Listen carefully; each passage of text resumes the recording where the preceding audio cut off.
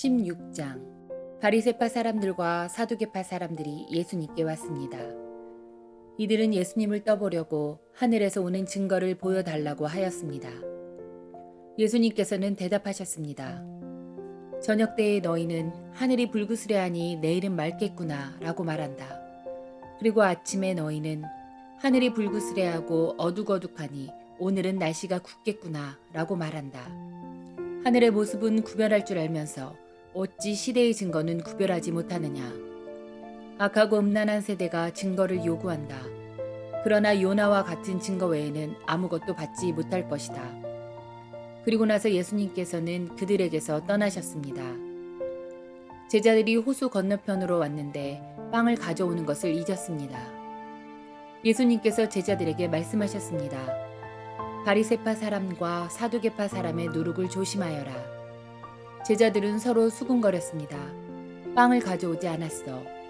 예수님께서 제자들이 말하는 것을 알아채시고 말씀하셨습니다. 믿음이 적은 자들아, 어째서 빵이 없는 것을 두고 서로 수군대느냐? 아직도 깨닫지 못하느냐? 빵 5개로 5,000명을 먹인 것을 기억하지 못하느냐? 그때 남은 것을 몇 바구니에 걷어들였느냐? 그리고 빵 7개로 4,000명을 먹인 것을 기억하지 못하느냐? 그때 남은 조각을 몇 광주리에 거두었느냐? 내가 빵에 대하여 말하는 것이 아님을 어째서 깨닫지 못하느냐? 바리새파 사람들과 사두개파 사람들의 누룩을 주의하여라. 그제서야 제자들은 빵의 누룩에 대해 말씀하시는 것이 아니라 바리새파 사람들과 사두개파 사람들의 교훈을 주의하라는 말씀인 줄 깨달았습니다. 예수님께서 빌립보 지방에 있는 가이사라에 가셨습니다. 예수님께서 제자들에게 사람들이 인자를 누구라고 하느냐 하고 물으셨습니다. 제자들이 대답했습니다. 어떤 사람들은 세례자 요한이라고도 하고 또 어떤 사람들은 엘리야라고 합니다. 또 어떤 사람들은 예레미야나 예언자 가운데 한 사람이라고 합니다. 예수님께서 제자들에게 물으셨습니다. 그러면 너희는 나를 누구라고 하느냐? 시몬 베드로가 대답했습니다. 주님은 그리스도시며 살아계신 하나님의 아들이십니다. 예수님께서 베드로에게 말씀하셨습니다. 요나의 아들 시몬아, 내가 복되다. 내 혈육이 이것을 내게 알려준 것이 아니라 하늘에 계신 내 아버지께서 알려주신 것이다. 내가 내게 말한다. 너는 베드로다. 내가 이 돌 위에 내 교회를 지을 것이니 지옥의 문이 이것을 이기지 못할 것이다. 내가 내게 하늘나라의 열쇠를 줄 것이다. 무엇이든지 내가 땅에서 잠그면 하늘에서도 잠겨 있을 것이요. 무엇이든지 내가 땅에서 열면 하늘에서도 열려 있을 것이다. 그리고 나서 예수님께서 제자들에게 자신이 그리스도라는 것을 아무에게도 말하지 말라고 엄히 일렀습니다. 그때부터 예수님께서는 자신이 예루살렘에 반드시 가야만 하며 거기서 장로들과 대제사장 그리고 율법학자들에게 고난을 받아 결국에 죽음을 당할지만 3일째 되는 날에 다시 살아나실 것을 제자들에게 설명하기 시작하셨습니다. 그러자 베드로가 예수님을 붙들고 말렸습니다. 절대로 그럴 수는 없습니다, 주님. 이런 일이 결코 일어나지 않을 것입니다. 예수님께서 돌아서며 베드로에게 말씀하셨습니다. 사탄아, 내 뒤로 썩 물러가라. 내가 나를 넘어지게 한다. 너는 하나님의 일을 생각지 않고 오직 사람의 일만 생각하는구나. 그때 예수님께서 제자들에게 말씀하셨습니다. 만일 누구든지 나를 따라오려면 자기를 부정하고 자기 십자가를 지고 나를 따르라. 누구든지 자기 목숨을 건지려고 하는 사람은 잃을 것이다. 그러나 누구든지 나를 위하여 자기 목숨을 잃는 사람은 얻을 것이다. 만일 어떤 사람이 온 세상을 얻고도 자기 영혼을 잃으면 무슨 소용이 있겠느냐? 사람이 무엇과 자기 영혼을 바꿀 수 있겠느냐? 인자는 아버지의 영광을 가지고 천사들과 함께 올 것이다. 그때는 사람의 행위대로 갚아줄 것이다. 내가 너희에게 진정으로 말한다. 여기 서 있는 사람 가운데 몇몇은 인자가 자신의 나라에 오는 것을 볼 때까지 죽음을 맛보지 않을 사람도 있다. 17장. 6일 뒤에 예수님께서는 베드로와 야고보 그리고 야고보의 동생 요한을 데리고 따로 높은 산에 올라가셨습니다. 그들 앞에서 예수님의 모습이 변화되었습니다. 예수님의 얼굴은 해같이 빛나고 옷은 빛처럼 희게 되었습니다. 그때 모세와 엘리야가 나타나 예수님과 함께 말씀을 나누었습니다. 베드로가 예수님께 말했습니다. 주님, 우리가 여기 있는 것이 좋습니다. 원하신다면 제가 여기에 천막 3개를 세우겠습니다. 하나는 주님을 위해, 또 하나는 모세를 위해, 그리고 마지막 하나는 엘리야를 위해서 말입니다. 베드로가 말하는 동안에 갑자기 빛나는 구름이 그들 위를 덮고 그 속에서 이는 내가 사랑하며 기뻐하는 아들이다. 너희는 그의 말을 들어라 하는 소리가 들려왔습니다. 제자들이 그 소리를 듣고 얼굴을 땅에 대고 엎드리며 무서워하였습니다. 예수님께서 그들에게 오셔서 어루만지며 말씀하셨습니다. 일어나라, 무서워하지 마라. 제자들이 눈을 들어보니 아무도 보이지 않고 예수님만 혼자 계셨습니다. 산 아래로 내려올 때에 예수님께서 제자들에게 당부하셨습니다. 인자가 죽음에서 다시 살아날 때까지 너희가 본 것을 아무에게도 말하지 마라. 제자들이 예수님께 여쭈었습니다. 어째서 율법학자들은 그리스도가 오기 전에 엘리야가 먼저 와야 한다고 말하는 것입니까? 예수님께서 대답하셨습니다. 엘리야가 와서 모든 것을 회복시킬 것이다. 그러나 내가 너희에게 말한다. 엘리야는 이미 왔다. 그런데 사람들은 그를 알아보지 못하고 그에게 자기들 마음대로 하였다. 이처럼 인자도 그들로부터 고통을 받을 것이다. 그때서야 제자들이 예수님께서 세례자 요한을 두고 말씀하셨다는 것을 깨달았습니다. 예수님과 제자들이 사람들에게 갔을 때 어떤 사람이 예수님께 와서 무릎을 꿇고 절을 하며 말했습니다. 주님, 제 아들에게 자비를 베풀어 주십시오. 이 아이가 간질에 걸려서 너무나 고생하고 있습니다. 이 아이는 가끔 불에도 뛰어들고 물에도 뛰어듭니다. 제가 이 아이를 제자들에게 데리고 왔었는데 고칠 수 없었습니다. 예수님께서 말씀하셨습니다. 아, 믿음이 없고 뒤틀어진 세대여. 도대체 언제까지 내가 너희와 함께 있어야 하겠느냐? 언제까지 내가 너희를 참아야 하겠느냐? 그 아이를 내게 데리고 오너라. 예수님께서 귀신을 꾸짖으셨습니다. 그러자 귀신이 아이에게서 나가고 그 아이는 즉시 나았습니다. 제자들이 예수님께 따라와서 물었습니다. 어째서 우리는 귀신을 쫓아낼 수 없었습니까? 예수님께서 대답해 주셨습니다. 너희 믿음이 적어서이다. 내가 너희에게 진정으로 말한다. 너희에게 겨자씨 하나일 만한 믿음이 있으면 이 산을 향하여 여기서 저기로 움직여라 말할 것이다. 그러면 산이 움직일 것이다. 너희가 못할 일이 아무것도 없을 것이다. 제자들이 갈릴리에 모여 있을 때 예수님께서 그들에게 말씀하셨습니다. 인자가 사람들의 손에 넘겨질 것이고 사람들은 그를 죽일 것이다. 그러나 3일째 되는 날에 다시 살아날 것이다. 그러자 제자들은 몹시 슬퍼하였습니다. 예수님과 제자들이 가버나움에 이르렀을 때 성전세를 걷는 사람들이 베드로에게 와서 물었습니다. 당신네 선생님은 성전세를 내지 않습니까? 베드로가 대답했습니다. 내십니다. 베드로가 집에 들어가자 예수님께서 먼저 말씀을 꺼내셨습니다. 어떻게 생각하느냐? 시몬아, 이 세상의 왕들은 관세와 세금을 누구에게서 받느냐? 왕의 자녀들한테서냐? 아니면 다른 사람들한테서냐? 베드로가 대답했습니다. 다른 사람들에게서입니다. 예수님께서 베드로에게 말씀하셨습니다.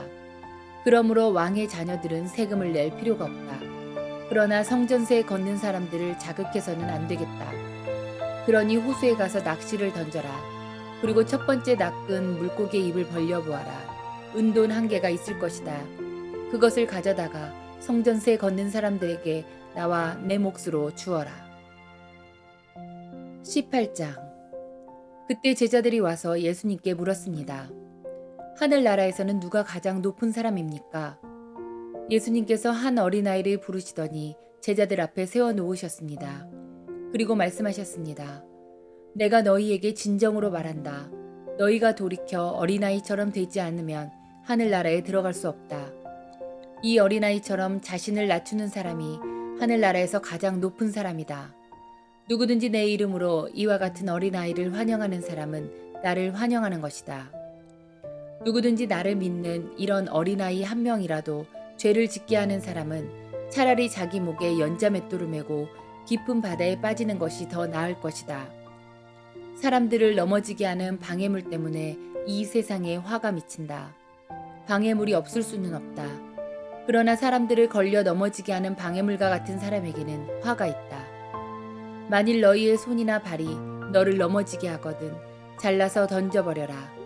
장애인으로 영원한 생명에 들어가는 것이 두 손과 두 발을 가지고 영원한 불에 던져지는 것보다 훨씬 낫다.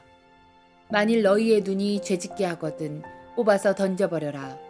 한 눈만 가지고 영원한 생명에 들어가는 것이 두 눈을 가지고 지옥불에 던져지는 것보다 훨씬 낫다. 이 어린아이 한 명이라도 업신여기지 마라. 내가 너희에게 말한다. 그들의 천사들이 하늘에 계신 내 아버지의 얼굴을 항상 뵙고 있다. 너희는 어떻게 생각하느냐? 만일 어떤 사람에게 100마리의 양이 있는데 그 중에서 한 마리가 길을 잃었다면 산에 99마리의 양을 남겨두고 길 잃은 그 양을 찾으러 가지 않겠느냐? 내가 진정으로 말한다. 만일 양을 찾게 되면 길을 잃지 않은 99마리 양보다 그 양 한 마리 때문에 더욱 기뻐할 것이다. 마찬가지로 이 어린아이 중 하나라도 잃어버리는 것은 하늘에 계신 너희 아버지의 뜻이 아니다. 만일 내 형제가 내게 죄를 짓거든 가서 단둘이 있을 때의 잘못을 지적하여라. 만일 그가 내 말을 들으면 내 형제를 얻은 것이다. 그러나 만일 내 말을 듣지 않으면 한두 사람을 데리고 다시 가거라. 그래서 내가 하는 모든 말에 두세 사람의 증인을 대라. 만일 그들의 말도 들으려고 하지 않으면 교회에 말하여라. 만일 교회의 말도 듣지 않으려고 하면 이방 사람이나 세리처럼 여겨라. 내가 너희에게 진정으로 말한다. 너희가 이 세상에서 묶은 것은 하늘에서도 묶여 있을 것이다. 이 세상에서 너희가 푼 것은 하늘에서도 풀려 있을 것이다. 다시 너희에게 진정으로 말한다. 너희 가운데 두 사람이 이 세상에서 마음을 같이하여 무엇을 구하면 하늘에 계신 내 아버지께서 이루어 주실 것이다. 두세 사람이 나의 이름으로 모인 곳에는 나도 그들 가운데 있을 것이다. 그때 베드로가 예수님께 와서 물었습니다. 주님, 형제가 제게 죄를 지으면 몇 번이나 용서해 주어야 합니까? 7번까지입니까? 예수님께서 대답하셨습니다. 7번까지가 아니라 7번씩 70번까지라도 용서해 주어야 한다. 그러므로 하늘나라는 자기 종들과 셈을 가리려는 왕에 빗댈 수 있다. 왕이 셈을 시작할 때에 10,000달란트 빚진 종이 불려왔다. 그 종은 왕에게 돈을 갚을 수가 없었다. 그래서 주인은 종에게 아내와 자녀들과 가진 것을 다 팔아 빚을 갚으라고 명령했다. 종은 주인의 무릎 아래 엎드려 빌었다. 기다려 주십시오. 제가 모든 것을 갚겠습니다. 주인은 그 종을 불쌍히 여기고 풀어주며 빚을 없던 것으로 해주었다. 그런데 그 종이 나가서 자기에게 100데나리온을 빚진 동료를 만났다. 그는 동료의 멱살을 잡고 말했다. 나에게 빌린 돈을 어서 갚아라. 동료는 그 종의 무릎 아래 엎드려 빌었다. 기다려주게. 내가 모든 것을 갚겠네. 그러나 그 종은 들어주지 않았다. 가서 동료를 감옥에 넣고 자기에게 빚진 것을 다 갚을 때까지 갇혀 있게 하였다. 다른 동료들이 이 광경을 보고 매우 딱하게 여겨 주인에게 가서 일어난 일을 자세히 말씀드렸다. 그러자 주인이 그 종을 불러 말했다. 이 악한 종아, 내가 나에게 빌기에 내가 내 모든 빚을 없던 것으로 해주었다. 내가 내게 자비를 베풀었던 것처럼 너도 내 동료에게 자비를 베풀어야 하지 않느냐. 그 주인은 매우 화가 나서 그 종을 감옥에 넣고 자기에게 빚진 것을 다 갚을 때까지 감옥에 있게 하였다. 이와 같이 너희가 형제를 마음으로부터 용서하지 않는다면 하늘에 계신 내 아버지께서도 너희에게 이같이 하실 것이다. 19장. 이 말씀을 다 마치시고 예수님은 갈릴리를 떠나 요단강 건너편에 있는 유대 지방으로 가셨습니다. 많은 사람들이 예수님을 따라오자 예수님께서는 그곳에서 그들을 치료해 주셨습니다. 몇몇 바리새파 사람들이 와서 예수님을 시험하려고 물었습니다. 무엇이든 이유만 있으면 자기 아내와 이혼하는 것이 괜찮습니까? 예수님께서 대답하셨습니다. 너희가 이 말씀을 읽지 못했느냐? 맨 처음 사람을 만드신 분이 남자와 여자로 지으셨다. 그리고 이렇게 말씀하셨습니다. 그러므로 남자는 부모를 떠나 아내와 합할 것이다. 두 사람이 한 몸이 될 것이다. 이처럼 두 사람은 이제 둘이 아니라 한 몸이다. 하나님께서 묶으신 것을 사람이 나누지 마라. 바리새파 사람들이 물었습니다. 그러면 왜 모세는 이혼 증서를 주고 아내와 헤어지라고 명령하였습니까? 예수님께서 대답하셨습니다. 모세가 아내와의 이혼을 허락한 것은 너희 마음이 악하기 때문이다. 그러나 원래부터 그랬던 것은 아니다. 내가 너희에게 말한다. 부정을 저지르지 않았는데도 아내와 이혼하고 다른 여자와 결혼하는 것은 간음죄를 짓는 것이다. 제자들이 예수님께 말했습니다. 만일 남편과 아내와의 관계가 이와 같다면 차라리 결혼하지 않는 것이 낫겠습니다. 예수님께서 대답하셨습니다. 모든 사람이 이 말을 받아들일 수는 없다. 오직 하나님께서 허락하신 사람들만이 그렇게 할 수 있다. 어머니 배에서 나올 때부터 고자로 태어난 사람이 있고 다른 사람에 의하여 고자가 된 사람도 있고 하늘나라를 위해 스스로 고자가 된 사람도 있다. 이 말을 받아들일 수 있는 사람은 받으라. 그때 사람들이 자기의 자녀들을 데리고 와서 예수님께서 손을 얹고 기도해 주시기를 바랐습니다. 그러나 제자들이 이들을 꾸짖었습니다. 예수님께서 말씀하셨습니다. 어린아이들이 내게 오는 것을 막지 마라. 하늘나라는 이런 어린아이와 같은 사람들의 것이다. 예수님께서 어린아이들에게 손을 얹어 기도해 주시고 그곳을 떠나셨습니다. 어떤 사람이 예수님께 와서 물었습니다. 선생님, 영원한 생명을 얻으려면 어떤 선한 일을 해야 합니까? 예수님께서 대답하셨습니다. 왜 선한 것에 대하여 내게 묻느냐? 선하신 분은 오직 한 분뿐이다. 영원한 생명을 얻고 싶다면 계명을 지켜라. 그 사람이 물었습니다. 어떤 계명을 지켜야 합니까? 예수님께서 대답하셨습니다. 살인하지 말라, 간음하지 마라, 도둑질하지 마라, 거짓 증언하지 마라. 내 부모를 공경하여라. 내 이웃을 내 자신처럼 사랑하여라. 그 청년이 말했습니다. 이 모든 것을 지금까지 다 지켜왔습니다. 그 밖에 제게 부족한 것이 무엇입니까? 예수님께서 대답하셨습니다. 만일 내가 완전해지길 원한다면 가서 내가 가진 것을 다 팔아 가난한 사람들에게 나누어 주어라. 그러면 하늘에서 보물을 얻게 될 것이다. 그런 후에 와서 나를 따르라. 이 말씀을 들은 청년은 매우 슬퍼하며 떠나갔습니다. 왜냐하면 그가 가진 재산이 너무 많았기 때문입니다. 예수님께서 제자들에게 말씀하셨습니다. 내가 너희에게 진정으로 말한다. 부자가 하늘나라에 들어가는 것은 어렵다. 다시 너희에게 말한다. 부자가 하나님의 나라에 들어가는 것은 낙타가 바늘구멍에 들어가는 것보다 더 어렵다. 제자들이 이 말씀을 듣고 매우 놀라서 물었습니다. 그러면 누가 구원을 받을 수 있습니까? 예수님께서 그들을 보시며 말씀하셨습니다. 사람은 할 수 없지만 하나님께서는 모든 것을 하실 수 있다. 베드로가 예수님께 말했습니다. 그렇다면 모든 것을 버리고 주님을 따른 저희에게는 무엇이 있겠습니까? 예수님께서 그들에게 말씀하셨습니다. 내가 너희에게 진정으로 말한다. 나를 따라오는 너희들은 인자가 영광의 보좌에 앉는 새 시대에 12보좌에 앉아 이스라엘 12부족을 심판하게 될 것이다.